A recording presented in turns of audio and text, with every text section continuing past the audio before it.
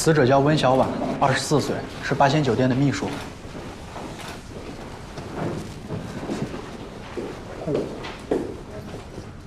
哎，鑫哥，你帮我查一下温小婉接触过什么闲杂人员没有？哦，哎，新墨西哥的黑帮分子一般经常会杀掉对方的帮派成员，然后呢，在死者身上写一行字，用来挑衅。再帮我看一下，电梯这个监控什么时候关的？好。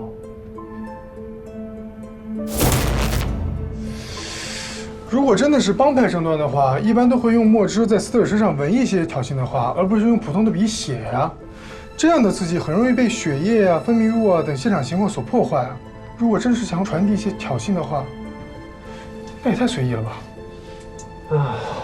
头上的伤口呢，不像是被利器割的，更像是被什么东西给勒的。啊？电梯顶部没有悬挂重物的痕迹，也没有铁丝。这电梯里边现血液痕迹啊，血液喷溅出来，完全没有任何的阻碍物。当时电梯里边应该只有他一个人。去监控室，这个案子不简单。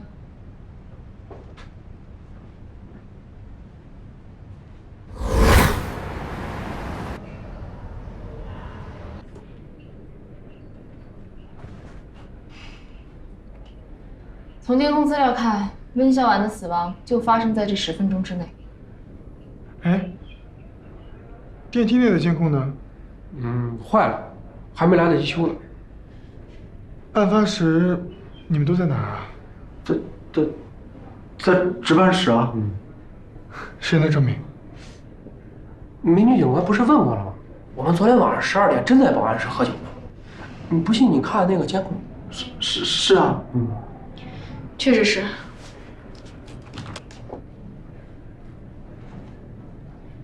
那3分钟内各个楼层有出入的吗？我反复确认过，没有。特别棒，终于碰到一次真正的密室杀人了。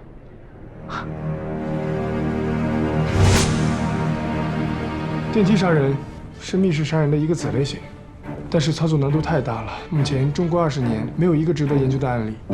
不过电影嘛，倒是有一部叫《电梯里的魔鬼》。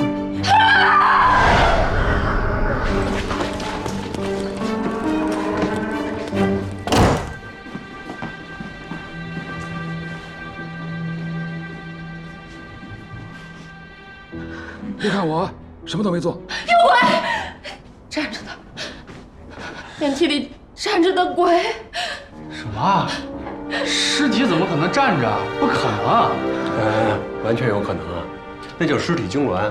人在临死的时候，肌肉强力收缩，迅速形成尸僵的样子，定格在最后姿势里。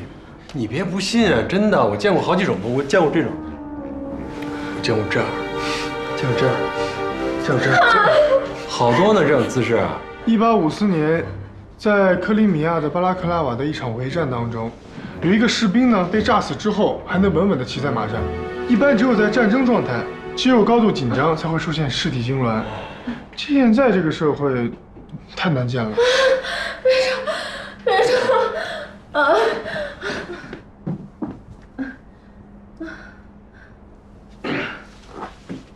没事儿，肾上腺素飙得太快了，导致脑供血不足，稍微休息就好了。你们干嘛要吓唬他呢？他是目击者，送他上医院。我们上医院啊。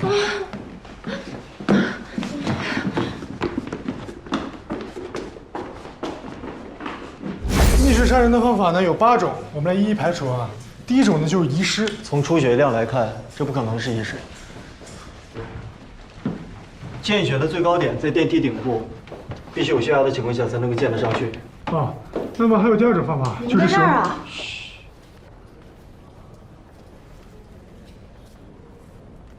上来。啊。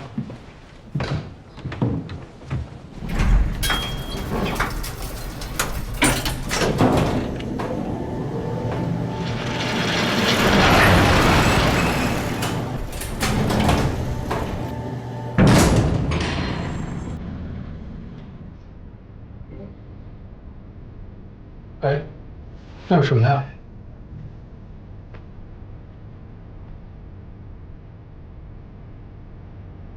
我就意识到你存在的意义了。啊？蹲下。啊？你总不能让我来吧？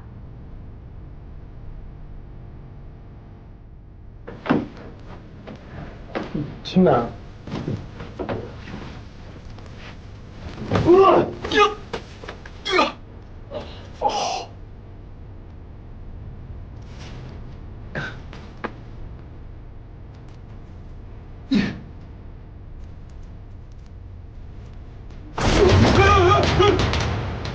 不是忘了从开关了吧？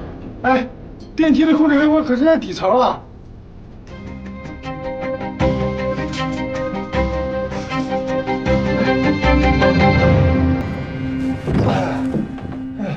找到了。啊！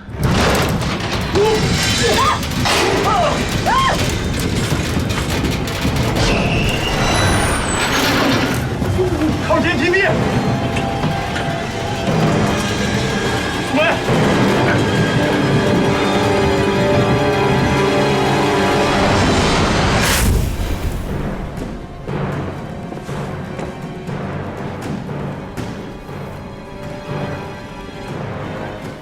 有轨电梯呢？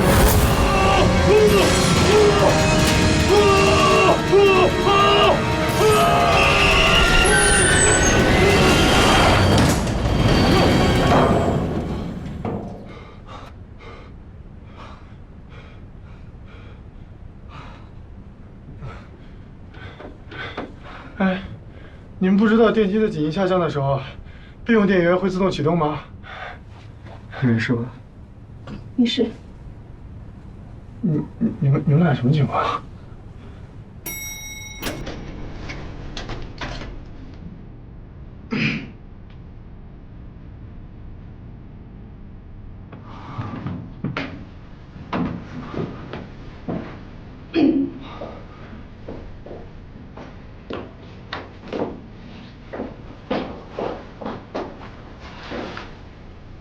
把这个帮我查一下。好的。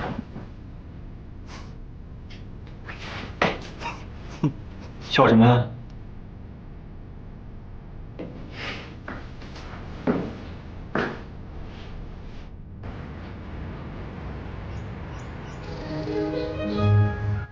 死者的伤口在颌下三角，现在只有机械的力量才可以将头撕断。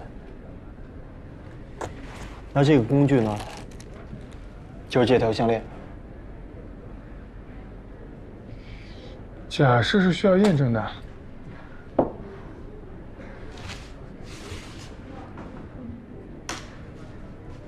这个假人是特制的，材料高度仿真，就连体重都跟温小满差不多。3、2、1，掉。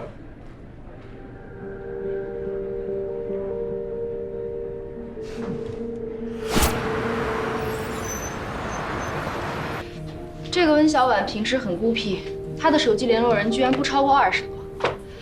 和她联系最频繁的是她的男朋友杨子，每天平均有30个以上的电话。依赖型人格障碍，最头疼了。而这种杀人的手法完全可以一个人独立完成的，他也很有可能是自杀的。这是他的淘宝记录，3天前还订了一堆吃的，货还没到。如果你是一个吃货，自杀之前你会留下这么大的遗憾吗？我就不会。自杀的主要原因是因为脑中的多巴胺分泌不足，可是食物呢又可以促进多巴胺分泌。哎，我们其中最不容易自杀的就是高斌。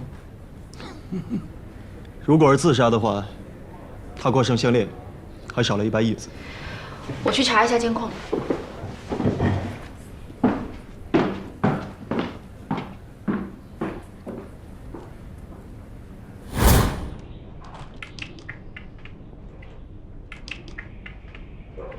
要不然你出去会儿吧，我工作的时候不习惯有人看着。我说什么话令你不高兴了吗？哦，还是我忘了低调啊。你是忘了要闭嘴。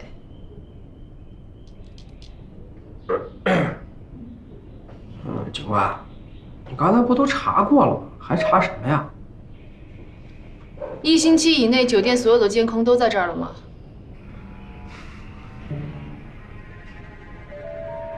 哎，你很冷吗？是厉鬼，厉鬼来索命了。什么？警官，其实你查了也白查，因为这根本不是人杀人，是鬼。古老的诅咒又生效了，现在又一个祭品出现了。祭品？这座酒店是建在一座古墓的上面，我们现在所站的位置，下面埋的都是尸骨。我们老板为了钱，把人家墓都掘了。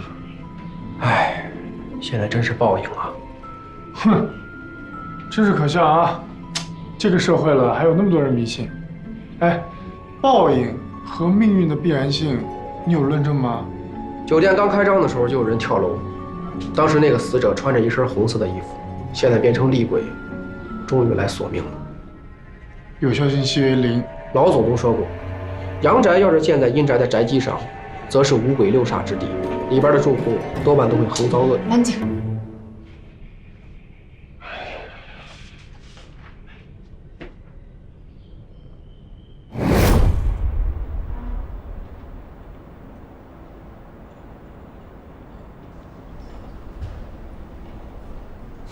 放松点啊！酒店这个行业呢，我非常理解。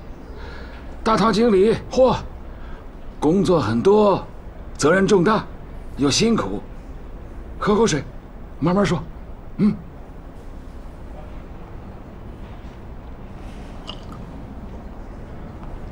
有鬼！酒店里有鬼啊！是啊，我一进来就觉得这里风水不太好。晚上明明走廊没有人，却能听到嗡嗡的说话声、笑声、闹声，还有好几次我值夜班，晚上去上厕所，一出门看到有一个人打着一把黑伞在走廊里走来走去。有一次我都不敢出厕所门，在厕所躲了一宿。那既然是这样，为什么老板不找人来看看呢？不知道，我要辞职，我要辞职。好，那你辛苦了啊，好好休息2天。如果想到什么了，就告诉我们，好吗？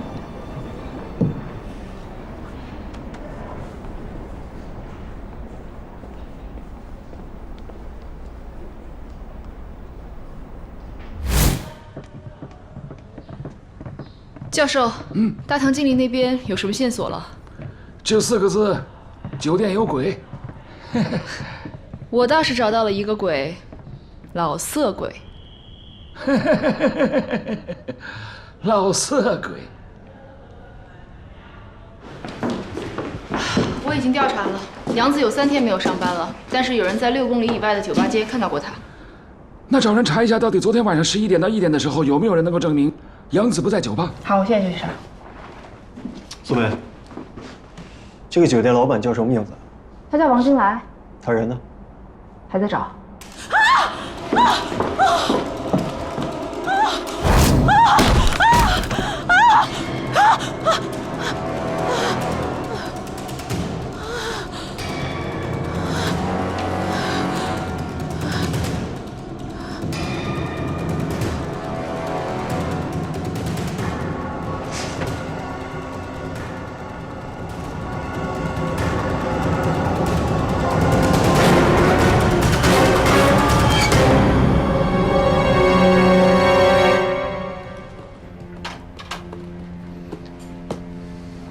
我查了一下，这间房间是没有开房记录的，也就是说，清洁工是直接进来打扫的。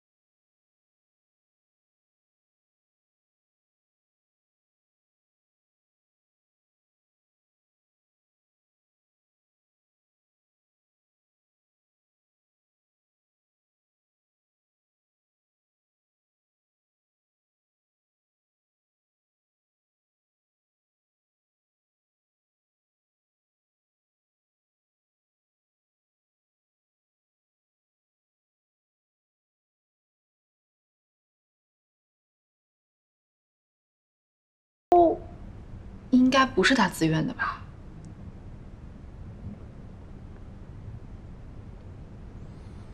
怎么了？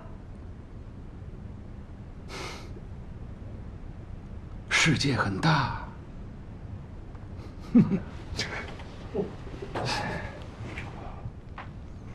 哎，这也太奇怪了吧！他竟然是被溺死的。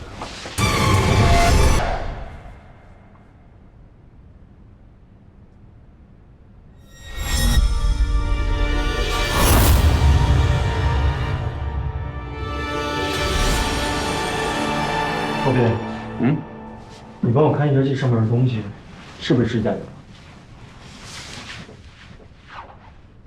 我拿回去还原一下。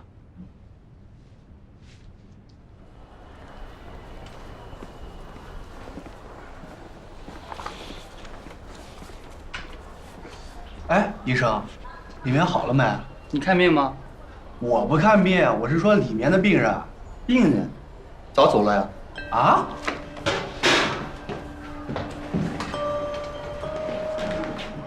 人呢？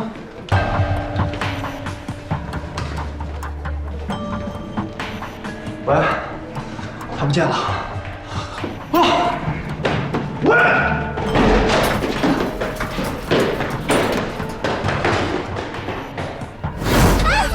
等一下！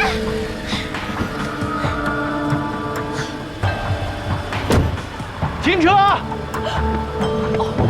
师傅，快点快点！这是一变态，他追着我，我车费赔双倍。司机开门！走啊，师傅！哎，别给他看，师傅！我是警察。他骗人的，师傅，你快走啊！这是他的耳钉，你看。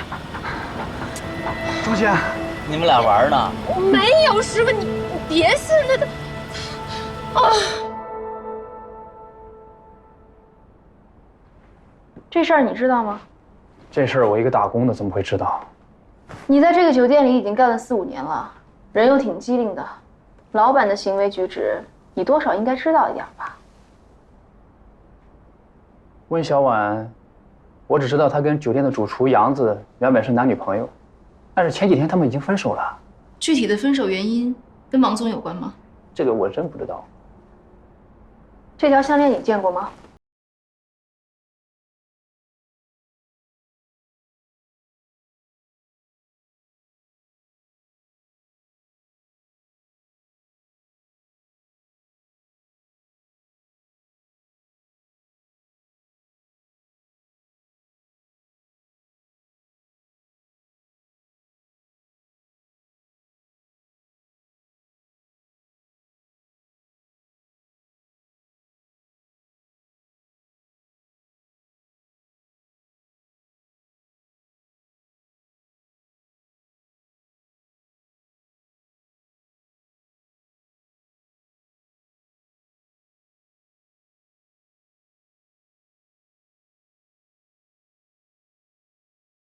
王金来，你昨天晚上的客人。我走的时候他还好好睡觉呢，我干嘛要杀他？我也觉得奇怪，你又不是新人，这是老客户，为什么要仙人跳呢？兜里的钱，不值得你铤而走险呢？我确实没杀他。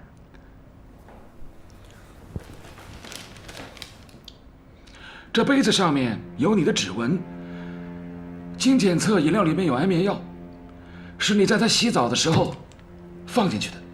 反正我走的时候他正打呼噜呢。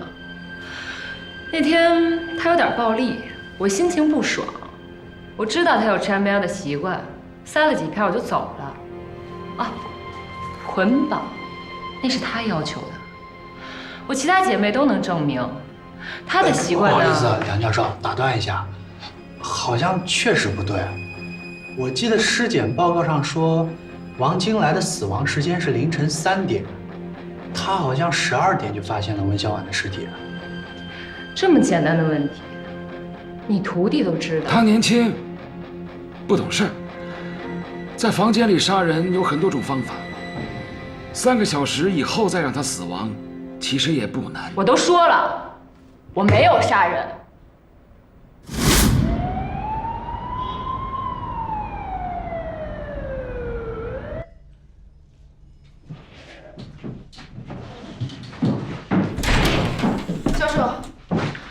杨子找到了，但是他喝得很醉，请再问吗？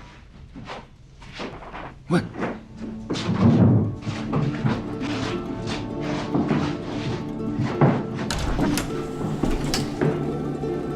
华龙找到他的时候就已经这样了，据说已经3天了。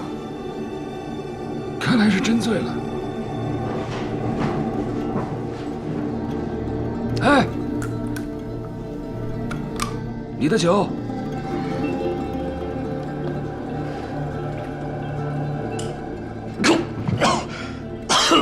这啥呀？不是，你谁呀？温小婉死的时候，你在哪里？有不在场证明吗？你说什么？小婉她怎么了？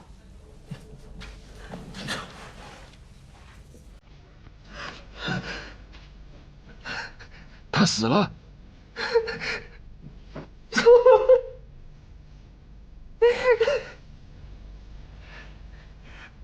都是他，都是他害的。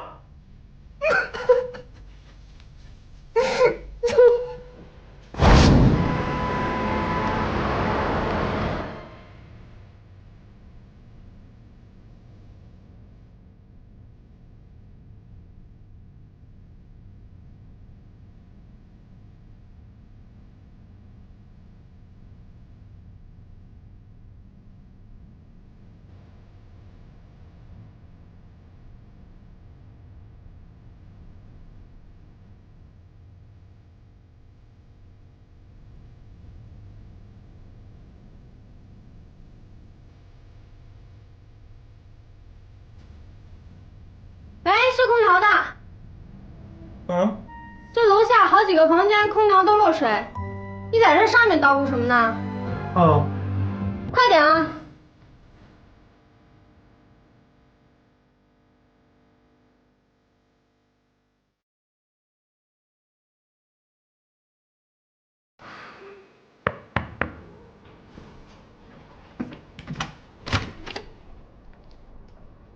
你谁呀？你好，我是警察，打扰一下。我没犯法。我知道，我知道。哎，我问您一下，您昨晚有没有听见隔壁有一些奇怪的声音啊？昨晚，哎，我什么也没听见。哎，我方便进去一下吗？凭什么呀？这是我房间，我有隐私权的。你等会儿。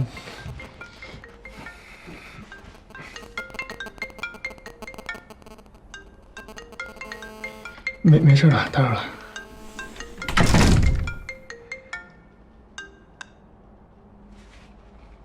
喂，温小婉家找到了。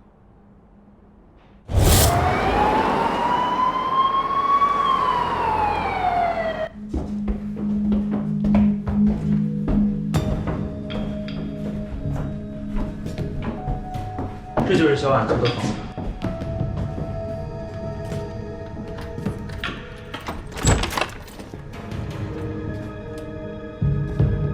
稍等，有可能是跳闸了。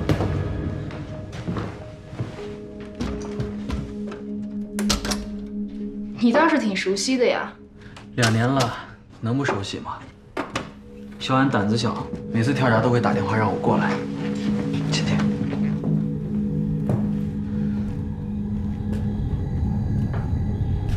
昨天晚上12点的时候，小婉打电话给我，让我去她的酒店。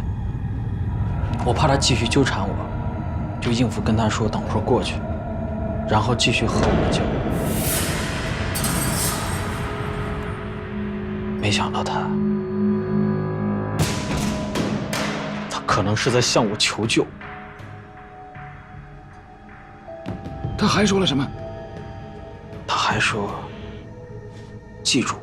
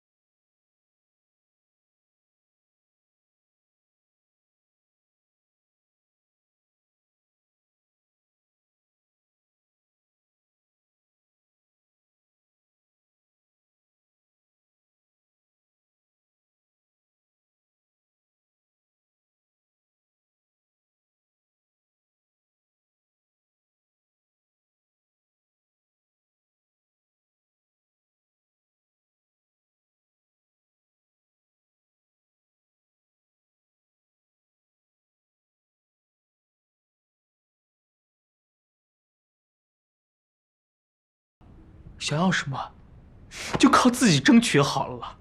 求这死狐狸有什么用啊？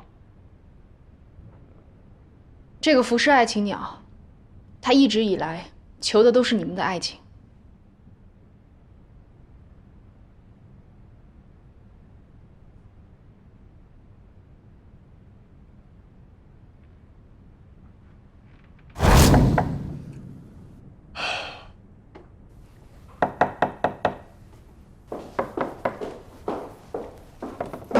你好。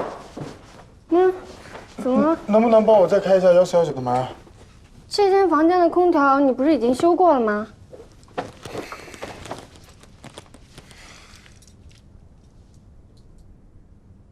我是警察。啊。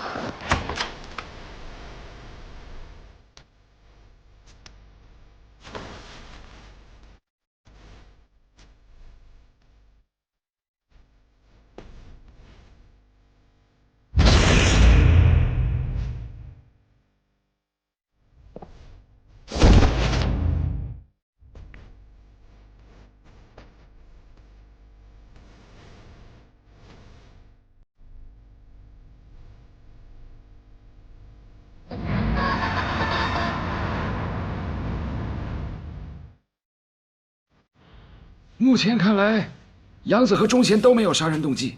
要是从他们两个感情关系来看，这个温小婉很有可能是自杀。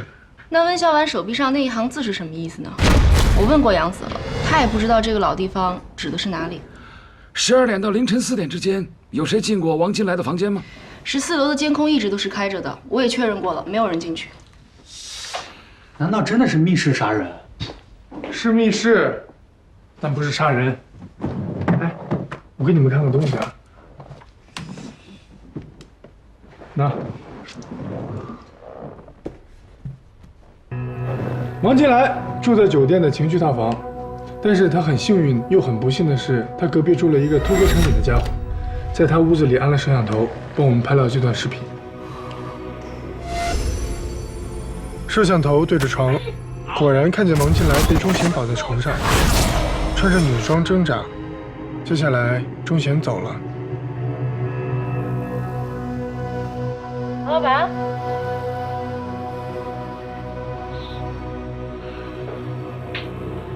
凌晨3点时，王金来醒了，发现自己被绑着，开始挣扎。挣扎的过程中，脖子上的铆钉扎破了水枕头。由于他面朝下被绑着，鼻子很快就陷进了水里，然后慢慢的把自己淹死。我明白了。这也太扯了。而且王金来如果不是被杀的话，温小婉自杀的可能性就很大。但是2个人在同一天都以这么奇怪的方式死于非命，这也太巧了吧？宇宙的诞生本来就是一个巧合，它是由无数个亚原子离子、无数次撞击产生的。哎，你们不信啊？还有椅子的问题，温小婉到底是怎么把项链挂在横梁上的？这个视频一看就是突然中断的，这不是自然老化现象，这是人为破坏的。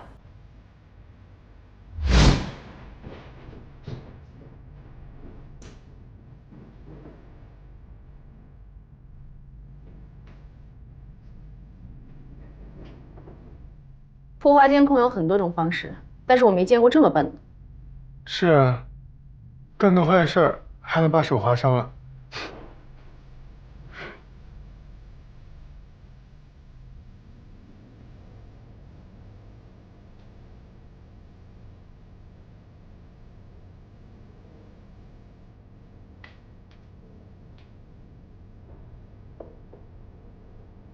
真晦气，这样子啊，肯定被女鬼缠上。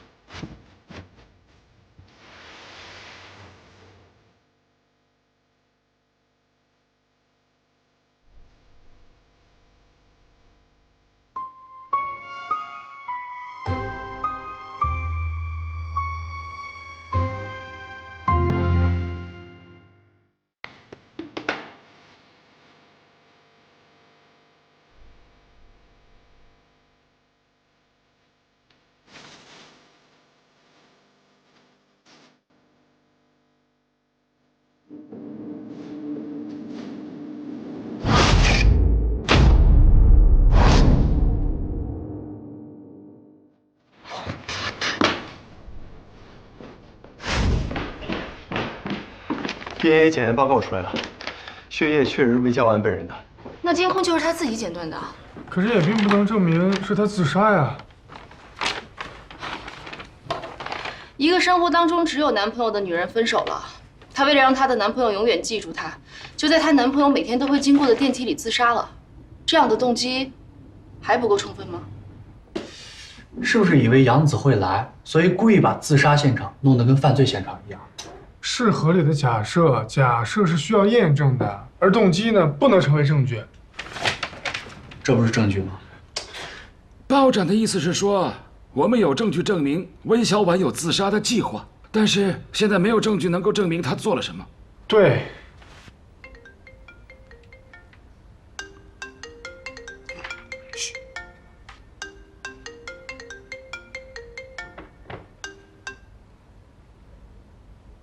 喂，救命！什么情况？你在哪里？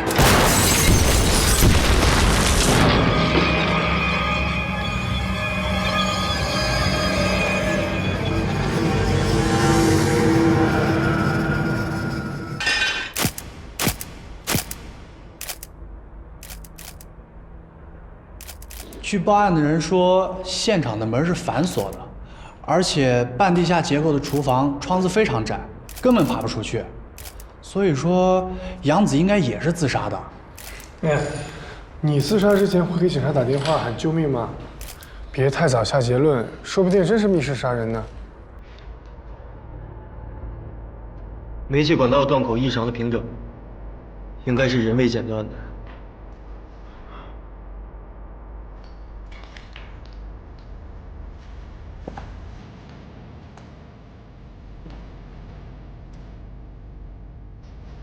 哎，他在干嘛？如果我没猜错的话，他正在判断死者与爆心的位置关系。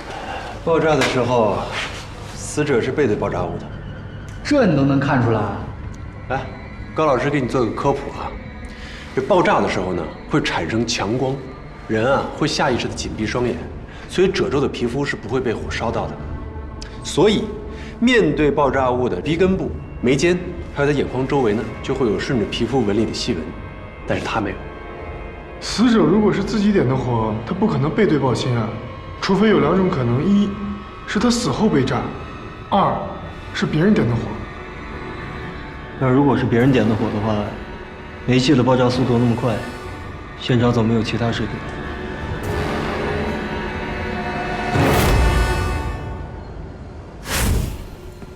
你们昨天真的没有人跟他说过话吗？杨子都被女鬼缠身了，这谁还敢跟他说话？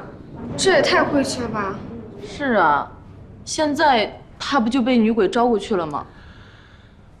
那你们当中，谁是昨天最后一个见到杨子的？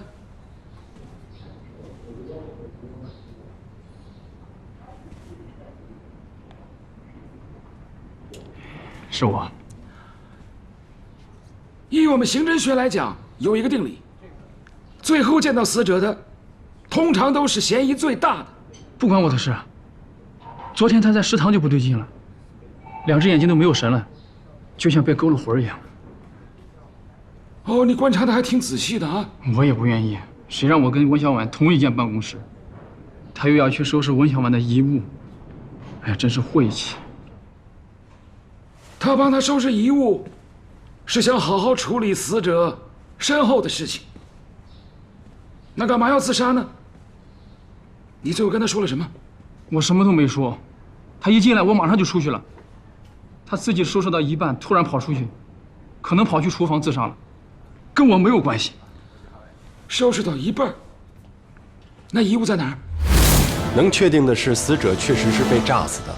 从他胸口的出血量可以判断，他的主动脉弓应该被割断了。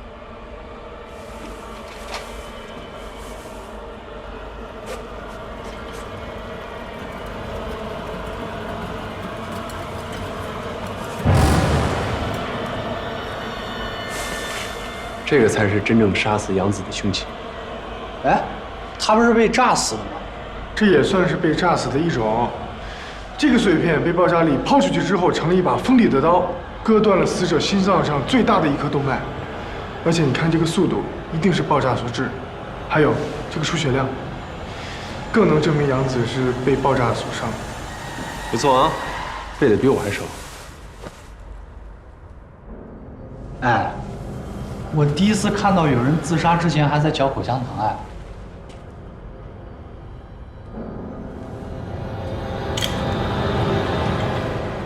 如果死亡是因为爆炸，那么这场爆炸就一定不是一个意外。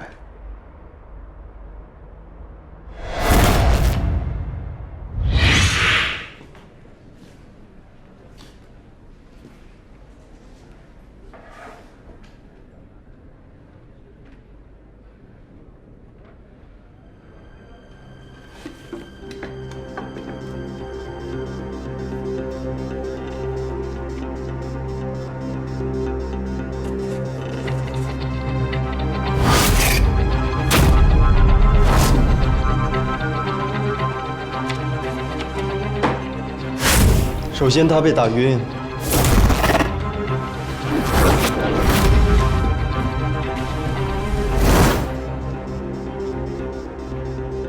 然后凶手制造了爆炸，凶手剪断了煤气管道，接下来的口香糖粘在了灯泡上。厨房的门是反锁的，窗户又爬不上去。在这个空间里边，唯一的出口就是传菜口。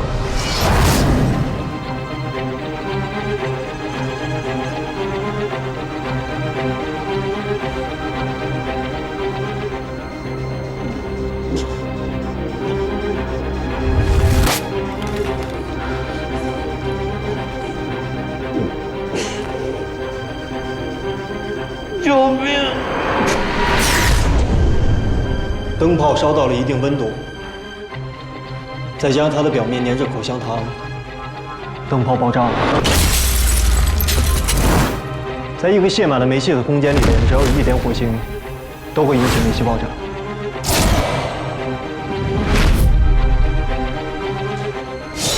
他就是这么死的。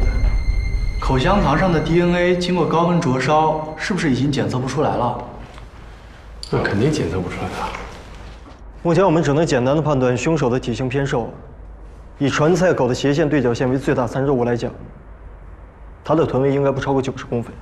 那就排查酒店内的所有员工。你为什么会认为是酒店内的员工呢？那你的意思是说，杨子的死跟温小婉和王金来都没有关系，是吗？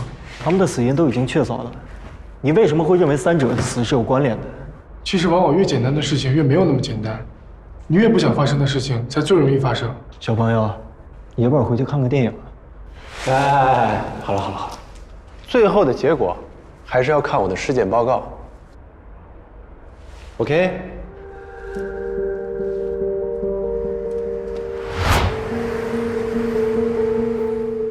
我刚才调查了监控，这个罪犯要么是足够幸运，要么他就是对监控了如指掌。我觉得后者更靠谱。概率小，不代表不可能发生。可是我还有一个发现，你们想知道吗？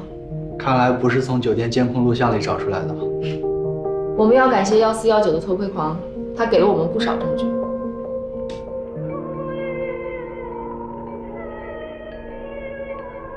一般偷窥狂都会有连锁爱好，所以我切入他的电脑，找到了这个。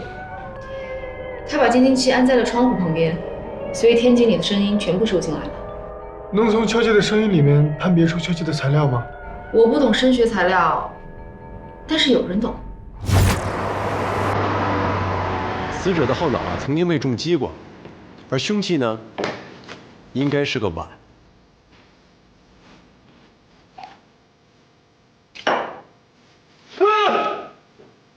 我跟你说，这个距离这碗肯定碎。陶瓷碗肯定不行吧？那如果要是金属碗呢？我在死者伤口附近的血液里边找到了很多金属残留，所以有可能是金属碗。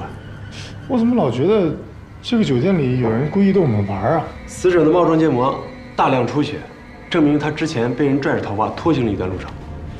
如果不是复仇，案发现场应该离厨房不远，拖着头发，太费事了吧？还有更奇怪的，死者的眼角膜无缘无故的不见了。眼角膜不见了？要是有人花这么大功夫跟咱们玩啊，我们倒是应该好好的陪他玩玩。好吃吗？随便吃啊。哎呀，我一直觉得你们酒店的员工呢很奇怪，明明又时尚又年轻，怎么会跟我隔壁那个老太婆一样这么迷信呢？我们老板就挺迷信的呀。对，你有没有听说我们老板当初建这栋酒店的时候挖出来一个墓啊？那挖到冥器了吗？哎，大叔，这您都知道啊？原来他发了死人财啊！哎，这你也知道啊？怪不得这个酒店这么邪，原来他是偷了死人的东西，人家不高兴了，他还敢在这里天天待着，他一定是藏了一些护身符啊。有没有好像一些碗呐、金器啊类似的东西啊？聚财碗，专捞偏财，就这个。啊，这你也知道，我们老板当初就是从古墓里拿出来这样一个碗。不过听说，自从老板带了这个碗在身边之后，我们酒店啊就开始出现自杀、闹鬼的事儿。那他为什么不把这个碗扔掉呢？那当然不行啦！你看我们这酒店生意冷冷清清的，不过老板却偏偏莫名其妙的越来越有钱，这不就是那今晚的作用吗？那个碗经常后半夜从天井里传出声音来，话说10多年前跳楼的那个就是从天井跳的，据说冤魂一直藏在酒店里出不去。哦，哎，接着吃啊！刚刚我用拟声器建了模，这个敲击声与筷子敲铜制碗边的声音有84%的相似度，同时碗里会有水，所以声波会更加复杂。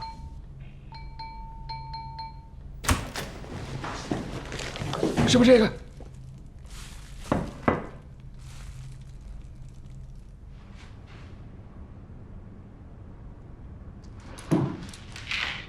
可是呀，我们该交交心了吧？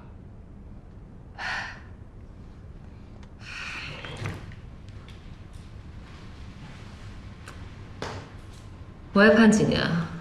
那就看你配不配合了。你被抓来的时候呢，我们搜过你的包，但是我的同事没有想到，你包里这个碗有什么特别的含义。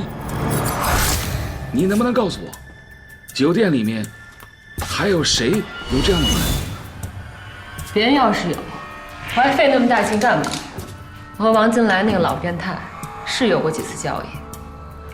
他随身带着这个金碗，有一次他高兴了就告诉我，这碗是几百年的古董。其实这个是仿古镀金的铜碗。不可能，我是亲手从他随身携带的包里掏出来的，不可能会错的。除非，是不是你们办公室里有人调包？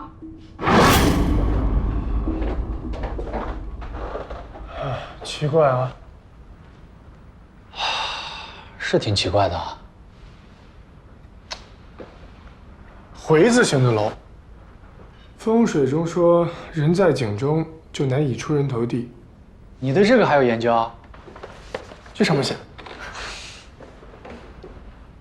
哎，你快看，这酒店上上下下的员工都这么迷信，不可能不知道这大凶大煞的风水布局啊。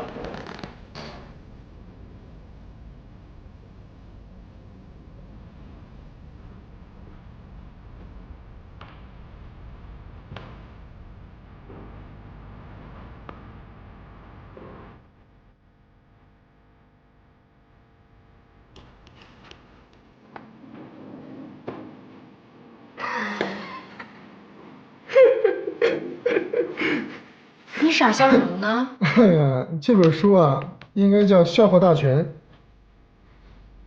我给你看一条啊，特别有意思。猫头鹰飞过屋顶，屋内必有大凶。怪不得活狗窝子死了这么多人。你这书哪来的？温小婉的遗物啊。哎，奇怪的是，这本书没有出版字号，也就说明这本书是私自印刷出来的小册子，可能是某个人送给他的。这个字，啊，这个字我鉴定过，跟温小满手上的字一模一样。那就是说是有人在他的手上写了这几个字。这个我不知道啊。哎，我有一个办法，我们就用这个见鬼使法，把温小婉的魂儿勾出来，问问他，啊？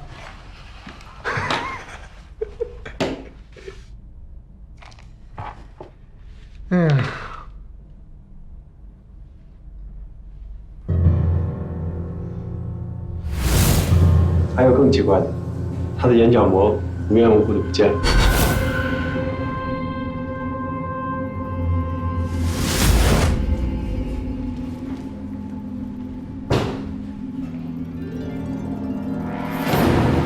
凶器找到了？没有啊，凶器不是这个。难道真的被调了包？当了这么多年警察了，第一次有人从警方的眼皮底下偷警方的东西。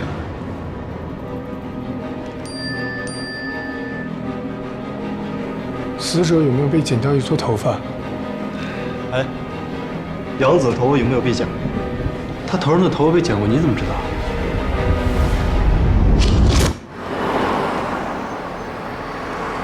所谓见鬼使法，第一条，在黑暗中找到一个盛满水的碗，敲。这几天都没有下雨，怎么会有人把烧纸烧到一半又把它浇灭了呢？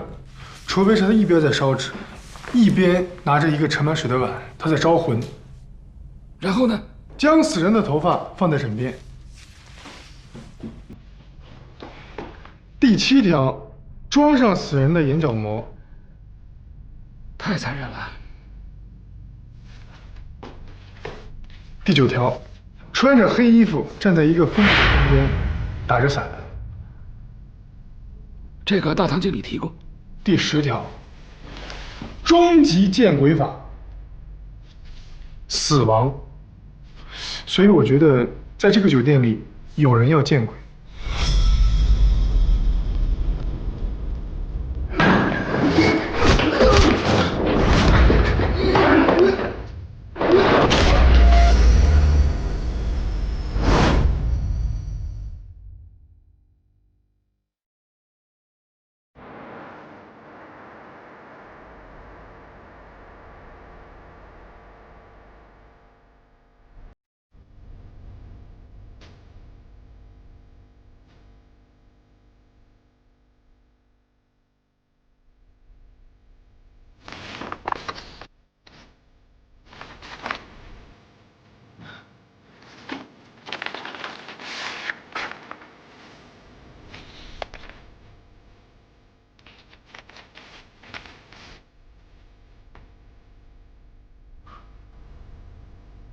不是粉蒂啊。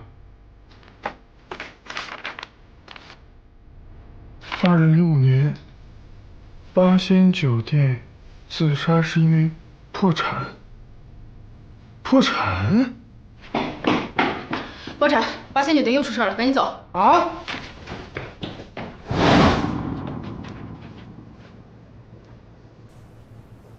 哎，尸体是在收监听设备的时候发现的，是我报的案。死亡时间基本可以确定了，比杨子晚，应该在凌晨6点钟左右。致命伤就是他额头撞击伤，凶手应该是抓着他的头，狠狠地撞在了这个桌的桌角上面。凶手是撞了很多次才把他撞死的。现场的指纹呢？除了死者的，没有发现其他人的。凶手应该是戴着手套的。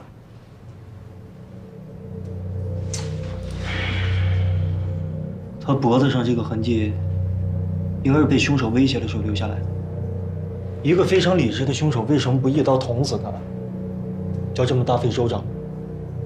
这种杀人方法是有它特殊意义的。我记得1974年，在美国加州的旅店里，曾经有一名妇女吞吃丝巾而死。为什么呢？就是因为他父女和情人约会的时候，脖子上系了一条颜色非常奇怪的丝巾，他就会认为情人之所以拒绝他，就是因为这条丝巾，悔恨加羞辱感导致他吞掉丝巾，卡住喉咙，窒息而死。你的意思是说，这个木桌子有特殊的意义？嗯。其实我早就觉得这个旅店奇怪了。徐淼，48岁，离异多年，在1419房住了半年。来 ，Coffee time！ 谢谢。那，你的咖啡。怎么了？今天状态好像不太好啊。这4个死者没有任何的关联，从现场的情况来看，不是专业犯罪。现在没有明确的线索。但至少我们可以肯定，凶手是一个非常迷信的人，因为他有招鬼的行为，而且他能够杀死2个正常的男人，一定不是女的。虽然块头有点小，但是现在我们什么都确定不了啊，没有证据就不可以并案处理。先从死者的人物关系入手看看吧。1419的房门没有被外力破坏的迹象，而死者呢又习惯常年挂着安全栓，就算服务员有房卡也打不开他的门。能让他开门的，一定是他最要好的朋友。我去查一下他的通话记录。哎，等等，还有这个，这是我在他枕头底下发现的。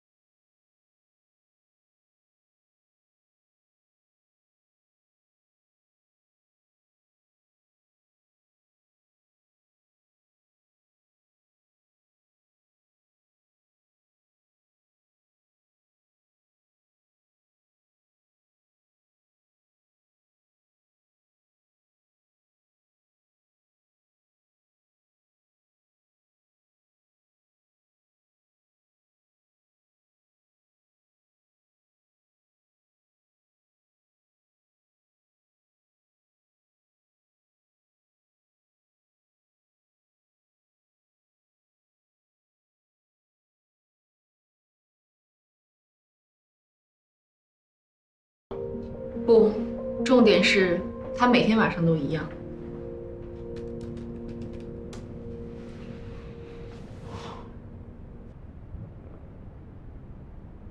这个人有奇特的夜生活习惯。最怪异的是，每层楼层监控都没有拍到过他出电梯，他就像是10点被电梯吞了，早上5点又被吐出来一样。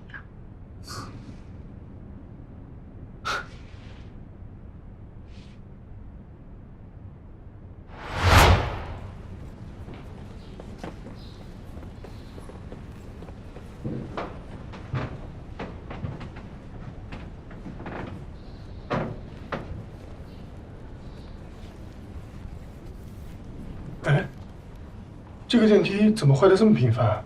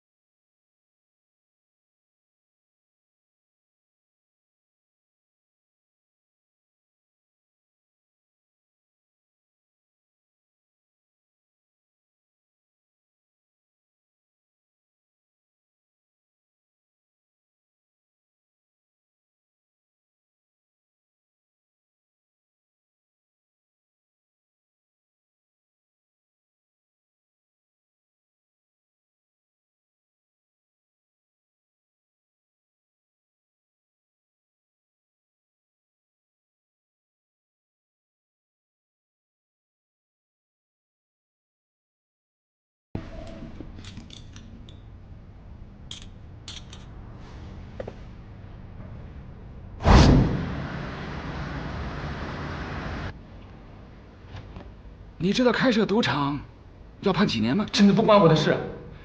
酒店闹鬼的传说是老板，是王金来让我们散户的。怎么可能？他是老板，干嘛要砸自己的场啊？酒店刚开业，就有人因为赌得倾家荡产，在酒店跳楼自杀了。老板为了掩盖赌场的秘密，就捏造出古墓的传说，说那个人是被鬼报复的。你戏演的不错嘛，干嘛不去当演员啊？这些都是王金来教我的。他为了让人相信，还到处显摆他的假古董金碗。那个金碗本来就是假的。是的，我从旧货市场花100块帮他买的。看来他算是死在自己散布的谣言上了。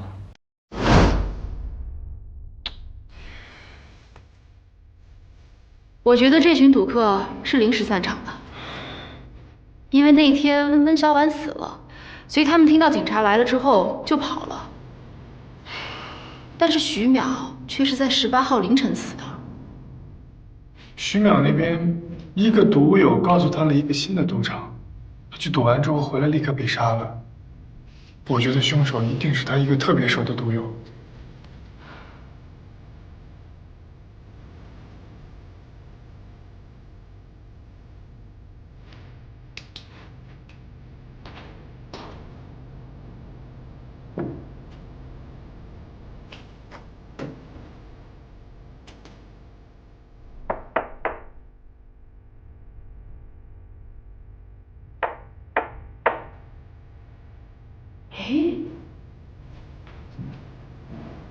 会不会是这个酒店根本就没有闹鬼？那些员工所说的欢歌笑语声，会不会是从这个管道传上去的？还有一个事情特别奇怪，哎，3天没有打扫，会脏到这个程度吗？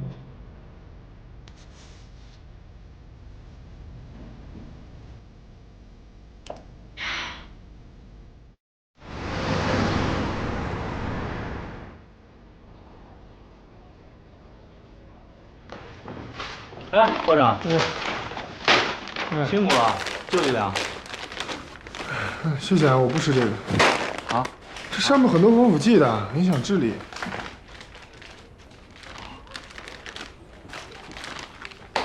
哎，我是不是打扰到你们俩了？是啊。那我换个地方。哎，不用，我看你最近状态不好，遇到什么问题了？你可是智商160的天才少年啊！哎呀，全是问题啊！首先，这些死者的之间毫无关系，而且我也不知道招鬼的人跟酒店有什么关系。况且他们的死因都很奇怪，温小婉是项链勒掉了脑袋，杨子呢是被炸死，王金来呢是在床上被淹死的，而徐淼木头抽子磕死。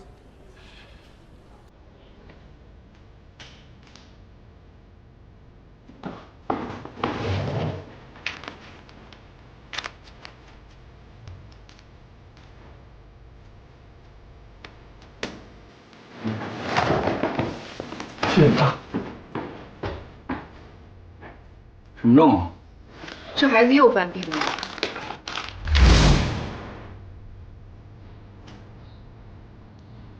哎，除了你们大堂经理，还有谁能看到这些人的资料？保安也可以，怎么看到的？因为大堂里有2台可以上网的电脑，但是上网前必须找保安登记身份证资料。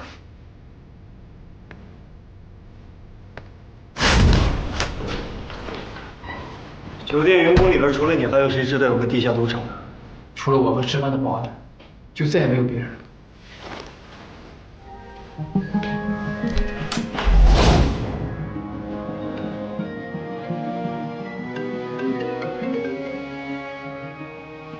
这里没人，但是2个保安的手机都已经关机了。但是他们开机的最后显示位置确实是这个值班室。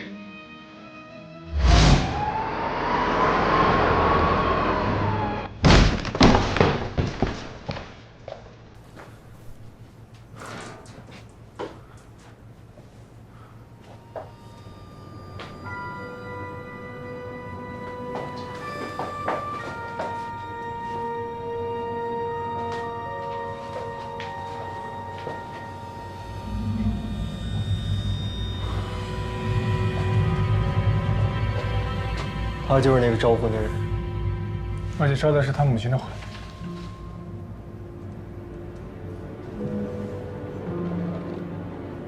找到杀死杨子的凶器了。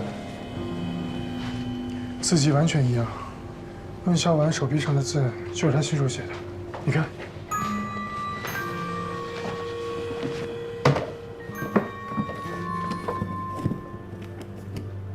你在找什么呀？就是这个，上面写的很清楚。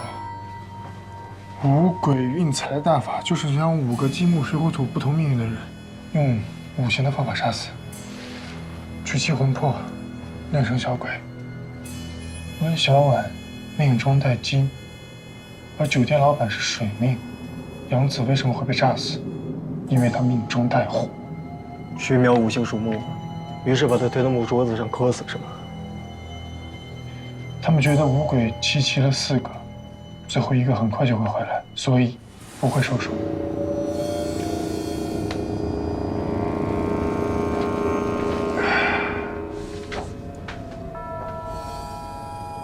乙巳年11月15日子时，两水4火2金。乙巳年11月15日子时，两水4火2金。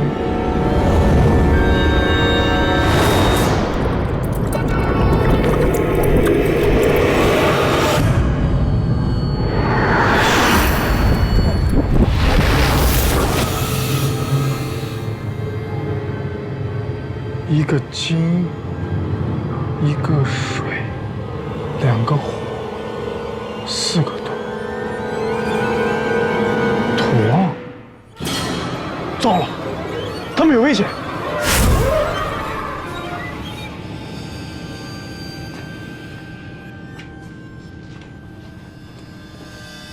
哎，你说我在这真能看见我妈吗？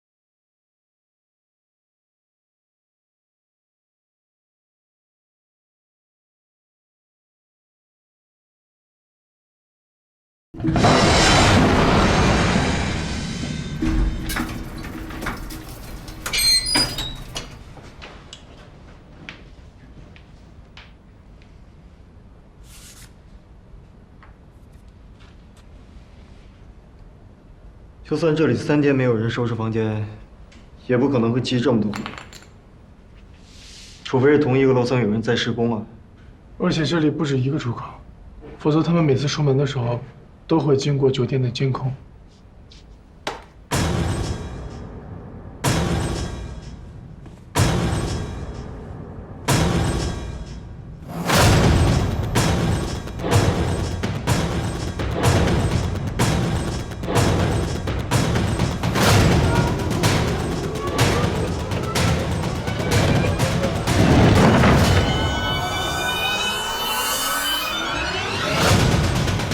楼长，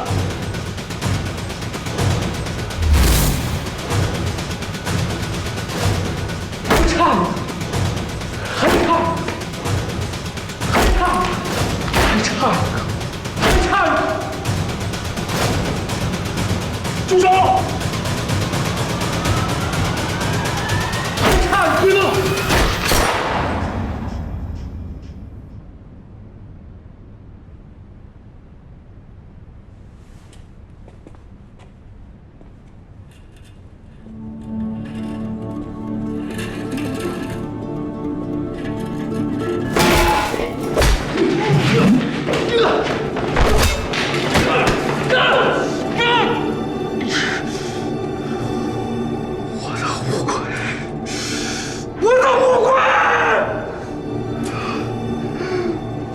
就成为亿万富翁了！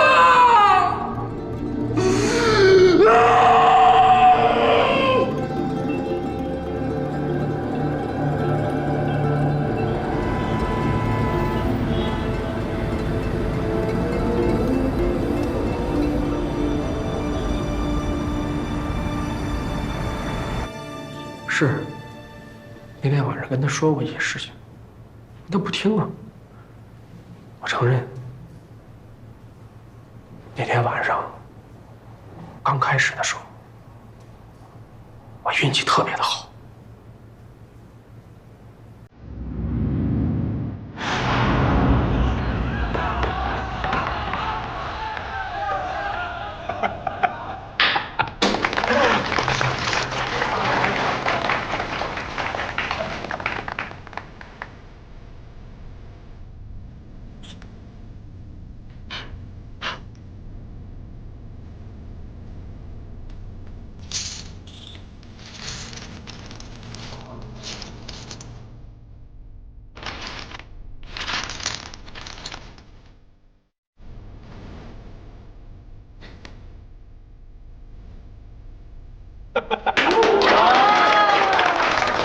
慢。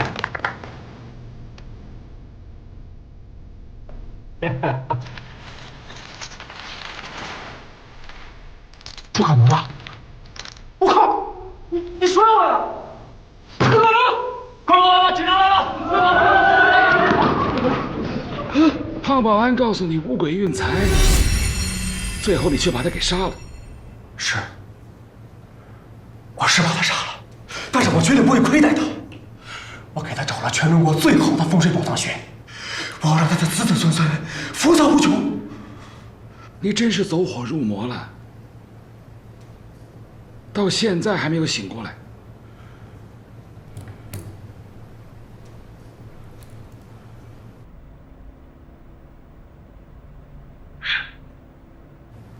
反正有钱才是王道。我曾经找过一个高人给我算过，他说我这辈子命特别好，晚年能享福。可是你的晚年很可能都在监狱里面烂掉，更有可能你根本就没有晚年。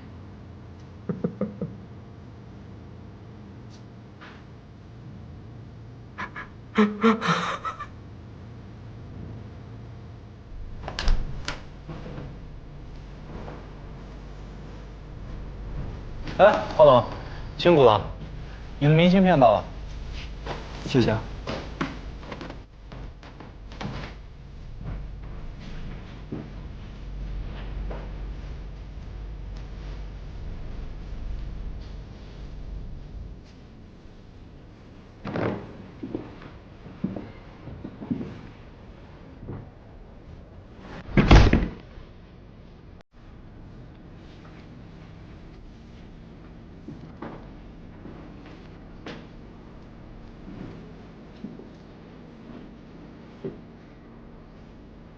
怎么了？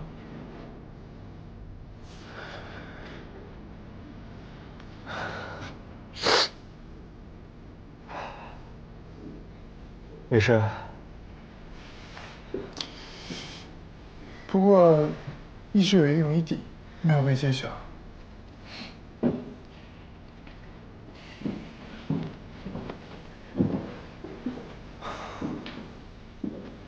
温秀恩自杀了以后，垃圾箱是怎么获得原著的，对吗？嗯。